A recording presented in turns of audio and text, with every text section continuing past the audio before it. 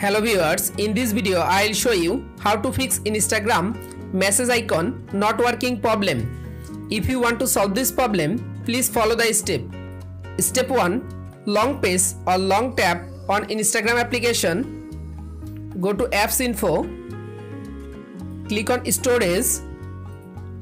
Again tap on clear data. Click on clear cache data. Step 2. Open Play Store. Click on search. Search Instagram app. Update your Instagram application latest version. You make sure your Instagram application is up to date. Step 3. Restart your device. Step 4. Again open your Instagram app. Go to message icon.